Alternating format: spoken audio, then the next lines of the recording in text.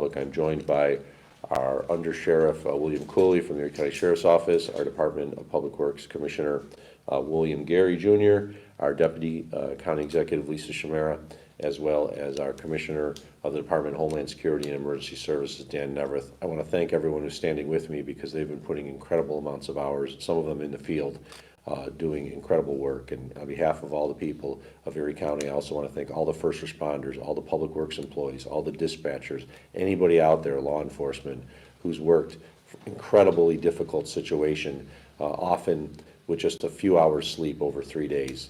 So thank you to each and every one of you who've been going above and beyond the call of duty. Snow, unfortunately, is still dropping in the city and the north towns from 4 a.m. today through 1 p.m. tomorrow. Up to 8 to 12 inches is expected in the most persistent band area. This is not helpful as we're trying to recover and clear off streets and get into areas that still have not had a plow. There is, of course, a state of emergency in effect for all of Erie County. We were able to lift the driving ban in some communities, but there still is a driving ban in the city of Buffalo. The city of Buffalo is impassable in most areas. And once again, to our friends in media, if you could mute your phones, I'm going to lower my volume right here so we don't hear you just right now. But the city of Buffalo is impassable in most areas, while mains may have a lane open for emergency traffic or two. Most secondaries as well as side streets have not been touched yet. This is primarily because the efforts were going towards opening up areas around hospitals, around nursing homes, around other emergent care locations. We also were assisting in life-saving response, so high lifts were going out with ambulances to save lives. I'll give you an example of that. An individual woman who was able to get to ECMC, who was going through a complicated pregnancy, could not be handled at ECMC, needed to go to Oshai Children's Hospital.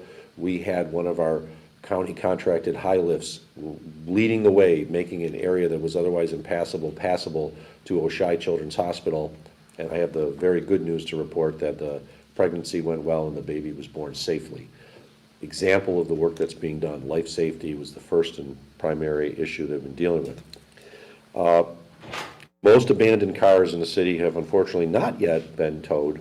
There's cars everywhere, pointing the wrong direction on roads. They've basically been plowed in. They need to be dug out and towed, and it's going to take time to clear those. While some have been towed, not everyone.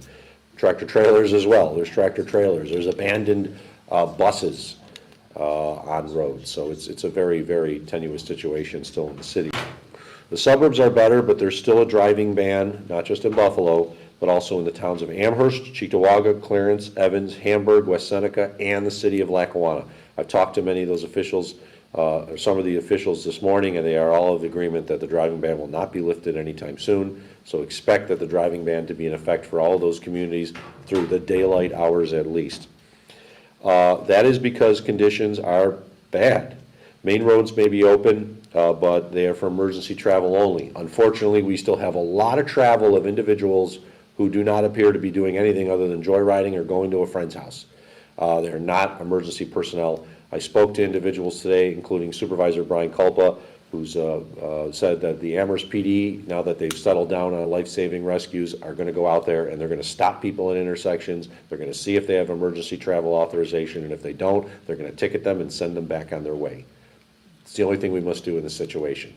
Police have been working round the clock on life-saving measures, so they are not been going out there ticketing people, but now they're going to, because truthfully, you are harming our ability to recover, and you may be the reason that we're not able to get an ambulance to a location, because cars are still getting stuck out there. Conditions are bad, especially after the snow that fell in the overnight hours. Some neighborhoods in these towns do have snow removed, but others do not, or it's too dangerous because they still do not have it curb to curb, and they have 8 to 10 foot drifts, so you can't see where you're going. You can't find out exactly where you're going when you're trying to make a turn. So please, unless you're emergency personnel, do not drive. If you are in the area where the driving ban is lifted, a travel advisory is still in place, and there's still areas where it's not so easy. Tonawanda is a lot clearer. decided after talking with the supervisor to lift the travel ban, but they also are getting hit with a lot of snow. And reports are that people who do not have appropriate vehicles are driving and getting stuck, which makes it, of course, very difficult, even in an area where the ban was lifted. Power outages, we do have some good news. NYSEG is down to 62 customers countywide. They restored hundreds yesterday. Thank you to all the men and women of NYSEG for your great work, and thank you to the men and women of National Grid for your great work too. More than 13,000 customers were restored in the 24-hour period, and they have 12,473 that are currently out, and they're hoping to restore a good portion of those today. But as I said yesterday, there are some that still might not get restored until Tuesday, tomorrow, due to the serious nature of substation damage. Fatalities. The Erie County Department of Health Medical Examiner's Office has been reviewing reported death cases to determine those that died as a result of the blizzard. There have been multiple reports of death out there from various outlets and sources, but not all were related to the storm, such as a person dying in their heated home of a natural cause, but then being picked up by police because ambulance service wasn't available, or the normal funeral home pickups were not available, and those people were transported to hospitals. So we've heard a lot of different numbers with regards to deaths associated with this. The Erie County Department of Health Medical Examiner's Office confirmed through last night 13 individuals who had died as a result of the blizzard. Died in a car, died outside from exposure, died in a snow shovel or cardiac event regarding the snow blowing, were found in a home. I have the very sad news to report that in addition to the 13 confirmed deaths yesterday, the Erie County Department of Health Medical Examiner's Office has confirmed an additional 12 deaths, bringing the total for the blizzard to 25 deaths countywide. I do not have at this time the location, age, gender, or manner of death. We are hoping to have that very soon, and then we will report back out to media on that information. But these are an additional 12 deaths that the Erie County Medical Examiner's Office has confirmed were related to the blizzard, not someone who died of natural causes in their home. I have to offer, once again, my deepest condolences to all the family members, friends, and loved ones of those who've lost a loved one. There are probably individuals who have not been yet notified that their loved one has perished. And I just want to say this is a horrible situation. This may actually be now more deaths than occurred during the blizzard of '77. The blizzard of '77 lasted longer, 3 days of terrible conditions. This was 2 days of terrible conditions. But the ferocity of the storm was worse than the blizzard of '77. And now it appears we've had more deaths countywide. And once again, I want to offer my deepest condolences to all who lost a loved one. This is just terrible. A number of the deaths that we reported on yesterday were cardiac events related to snow shoveling and snow blowing. We talked about this. We talk about it all the time. But if you are a senior or have a noted cardiac condition, which includes high blood pressure, you could be 35 years old but have high blood pressure, and that's a cardiac condition, please do not attempt to shovel or snow blow the snow. What happens when you go outside in these colder conditions is, truthfully, your arteries and veins constrict, which makes it tougher for your heart to pump the blood. And when it has to work harder, and when it works harder, it has a greater risk of having a cardiac event. And there were a number of deaths that we announced as part of the 13 yesterday that were related to snow shoveling and snow blowing. So if you have a noted cardiac condition, no matter how young you are, please do not snow shovel, please do not snow blow. This is heavy, thick snow that in some areas is feet of depth because of the drifting. We don't want you to become another statistic from our medical examiner's office. And considering it's supposed to be 50 degrees later this week, a lot of the snow is going to melt at the end of the week. So if you are in that situation, please do not shovel. We are aware of the person who was confirmed to have died of carbon monoxide poisoning in Niagara County. This is another example why we say please clear your furnace vents, clear your dryer vents. Everyone should have a carbon monoxide detector in their home. You can't smell carbon monoxide. It's not like the gas that comes off of a stove where they have that extra treatment in it so you can smell it. It smells like rotten eggs. If you're using a generator, only use a generator more than 20 feet from your house with the exhaust pointed in the opposite direction. Please do neighbor checks. We need you to go out there and do neighbor checks. If you have seniors who may be living in the house next door that were without power for quite some time, and it's safe to do it now, please go knock on their doors. I know it's difficult to get around, but knock on their door because their phone might not be working, especially if they have a cell phone. See if you can get them to respond. So please do a neighbor check. We've had many, many, many reports of neighbors doing great things for neighbors, helping them out, getting their vehicles unstuck, taking care of them in very difficult situations, bringing them in.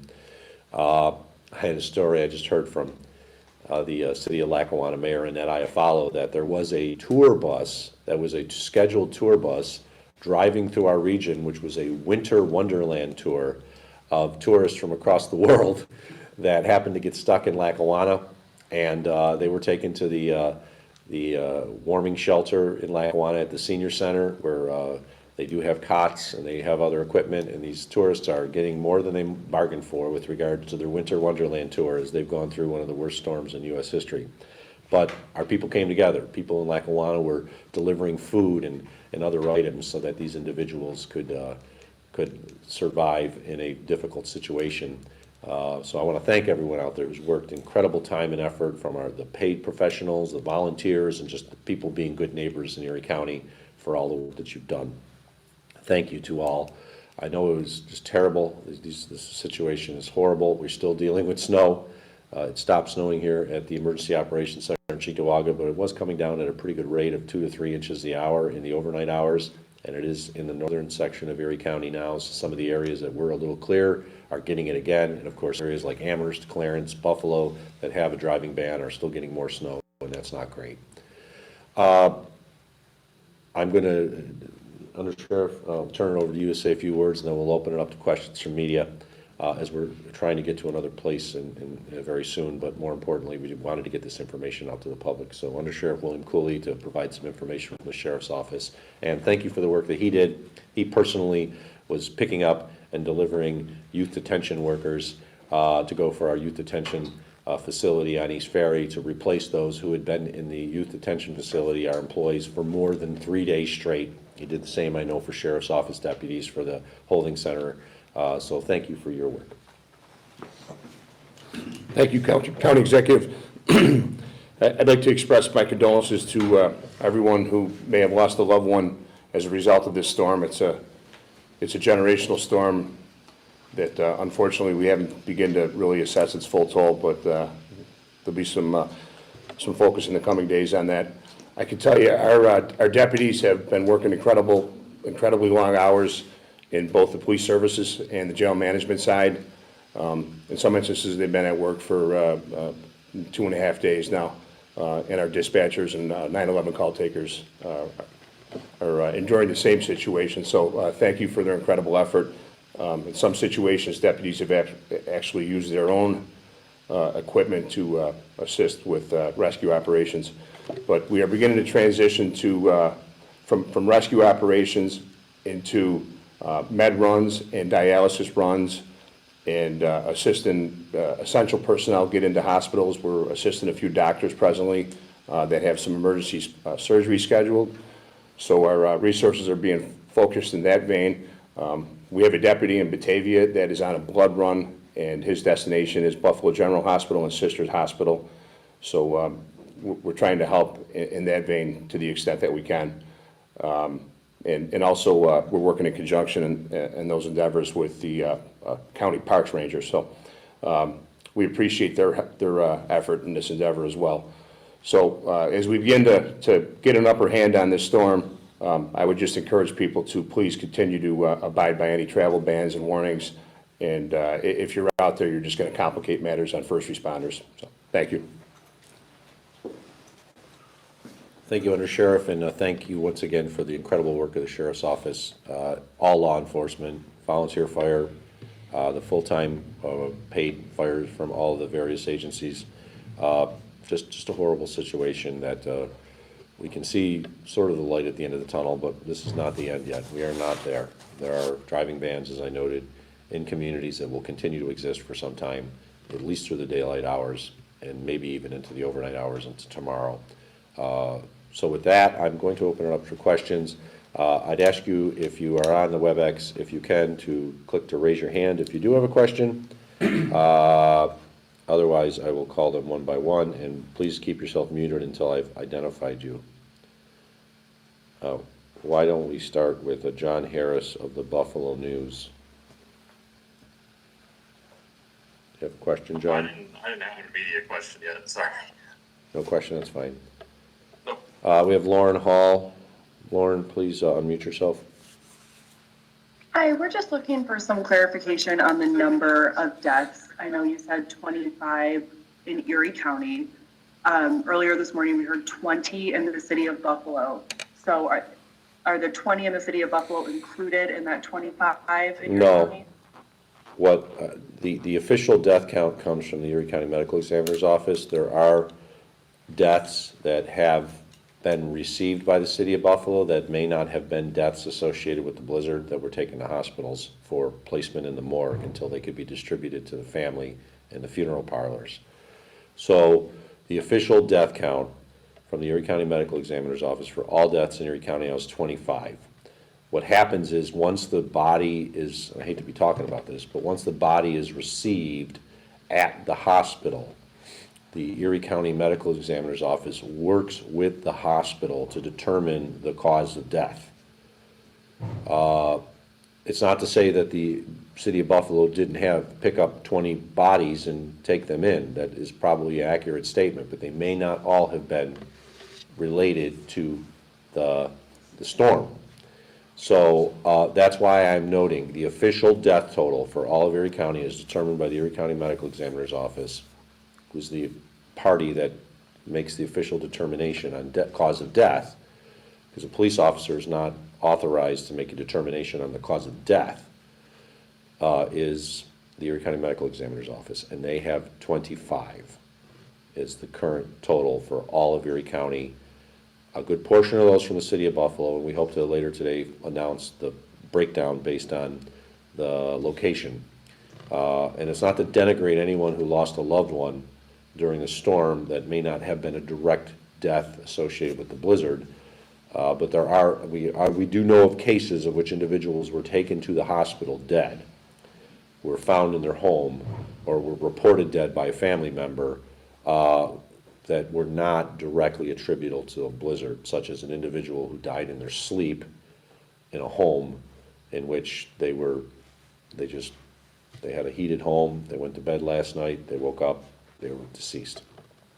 We have a question from Dominic Lavullo from Spectrum News.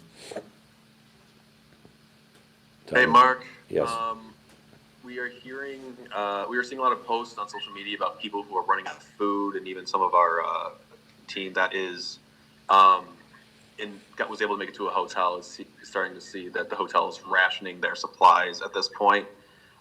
Is there any plan about how we can get more resources and food to people who are running out at this time? That is a concern that we're working on.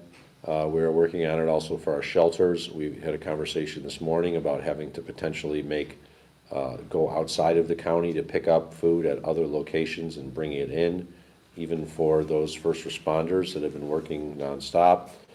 We are aware of it. I'm hopeful that some of the other suburbs that were closed in a driving ban today will be able to be open tomorrow, such that the major supermarkets, Tops and Wegmans, will be open. The supermarkets are considered emergency personnel. We, of course, are allowing Tops and Wegmans to get their replacement shipments in if possible. For example, all the prepared food that was probably done before the storm all has to be thrown out because it's all past its date time. So we are working to allow the emergency responders that are associated with the grocery stores to do that. We understand this is a concern. It's why we advise people before these storms to make sure you have at least a full week's supply of food, at least 2 weeks' supply of medication, because we have seen storms that have dragged on and it's taken more than a week to recover. So I do feel for the folks out there. You do have my deepest apologies. I want to thank Wegmans and Tops, which have made deliveries, not to the general public, but have been able to get food or they allowed us to pick up food at their closed stores so that we could deliver it for first responders. And I want to thank them for doing that. That was tremendous, and it just brightened a lot of people's faces who had been working for 48 hours straight just to see that they could get a salami sandwich or a salad after maybe not eating that much in the last 24 hours. WBEN.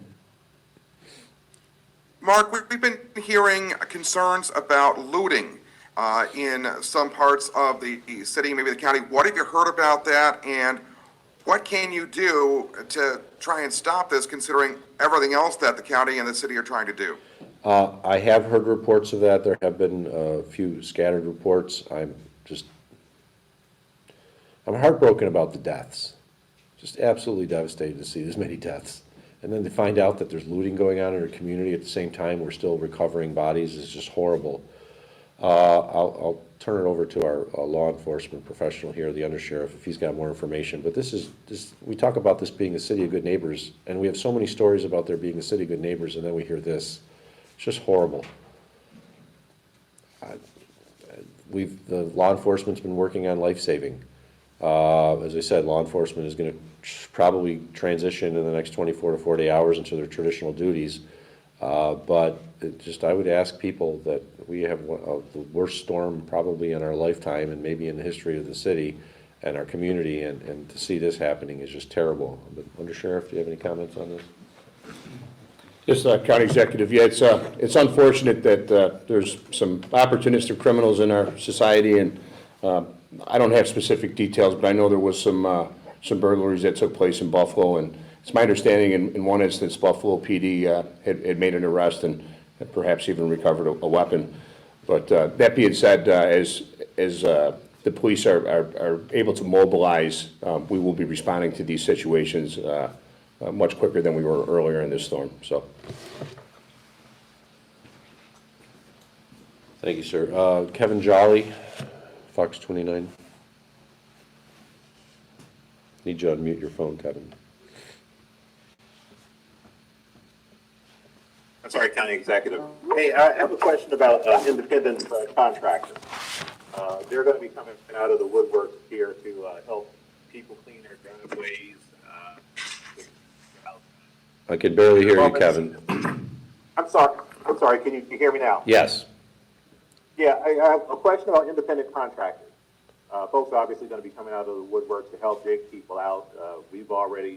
I haven't been home in 4 days, and we've got an offer from a contractor if it's above 36 inches, they're going to charge $400 to clean our driveway. Is there any ceiling that could be put on what folks charge to help folks clean up their driveways and get folks get out? Well, price gouging is illegal in an emergency situation.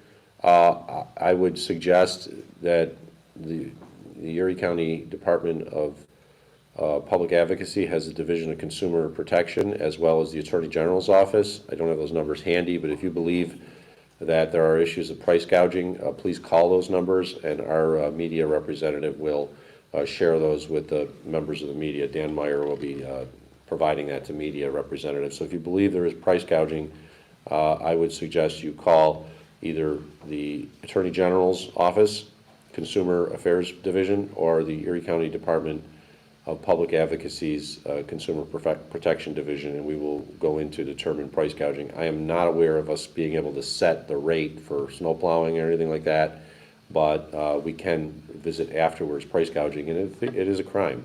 And if somebody is engaged in price gouging, they can be charged with that. I have, John Harris, did you have another question, or is your hand still up from before? Yeah, actually, I have a question. I just had two for you. On the power outages, I guess, is the issue still like the substations, freezing there and drifts, or is there any kind of expectation on when you expect the outages to be resolved? And the second one was just, have you ever heard any reports of hospitals running out of supplies and food at this point too? Yes, but I'm going to turn it over to our Commissioner of Homeland Security and Emergency Services, Dan Neverth. They've been involved with trying to ensure that there is appropriate resources for hospitals, as well as he can talk about the other issue. Oh, I can address the hospital issue. The number one resource of any hospital are the employees. So we've been working with all of our partners and the National Guard to assist in getting employees swapped out. There were a lot of people that have worked more than 48 hours in the hospitals, worked the day before the storm or held over, and have continued to work on through. So when it comes to the resources, that's the number one resource that we're focused on, is getting people there. We have not heard of any additional issues. I know early on some of the hospitals were having some problems with the supplies that actually generate oxygen within their facilities, but we haven't really received anything else additional. I can tell you that a lot of things are moving throughout the primary routes at this point here, including fuel and other things. And one of our tasks is to make sure that those primary routes are open with the appropriate people utilizing them, not people who feel they should be utilizing them. So we feel confident that those vital supplies to get to hospital facilities, as well as our needs to maybe get them to the shelters, are included. I did want to add one thing, though, about the looting, as it was mentioned before. People might think, okay, a 7-Eleven gas station is looted and it really doesn't make a big impact. We have resources that are coming from all over the state and all over other areas as part of the fire mutual aid plan. They come in, we're using task forces now to get to areas within the city of Buffalo to do responses, especially with critical care cardiac arrests, to take people to the hospital. The need for refueling from a lot of these agencies that come in, they come preloaded with credit cards to be able to go to gas stations. We have well over a dozen gas stations now that have been reported back to us that are inoperable because the convenience side of them has been looted and the equipment inside has been rendered ineffective, and thus the pumps for the fueling are ineffective. So if you don't think that there's a trickle down from going in and looting and grabbing individual little things, this is a drastic implication for us that we now have to deal with to find alternate fuel sources. So that ambulance that is maybe just going to go a block to refuel now has to go to a facility sometimes outside of the city of Buffalo to be refueled. So again, there is a tremendous impact when it comes to the looting, and that impacts our ability to resupply a lot of the facilities that we have to resupply. Thank you. This is going to be the last question from Ed Dranch. If media has additional questions they need answered, they can contact our media representative, Dan Meyer. But Ed Dranch, you have the last question. Hi, Mark. I have just two quick questions. I'm being contacted by some folks who are having problems with the snow hotline. They're saying that it's just recordings, that they're not able to really talk to anyone. Is there a problem with the snow hotline, or is it manned?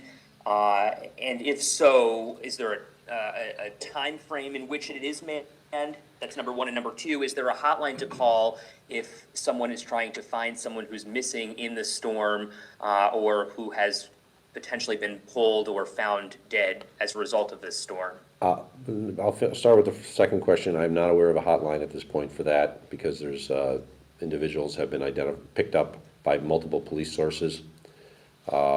Eventually, our medical examiner's office will have the full records of each individual, but I'm not aware of a hotline. Regarding the first one, the snow line is working. It is just getting absolutely inundated with calls. There are hundreds and hundreds of calls coming in an hour, which what was happening is there's a queue, and if you happen to call when one of our call receivers hangs up, you can get through. If you have tried calling and you're getting the busy signal, we just ask you to try to call back. But these are for serious issues, like you need dialysis and you need a ride for dialysis, or your medication, your nitroglycerin is run out, you need nitroglycerin pills. It's not for an update on the weather.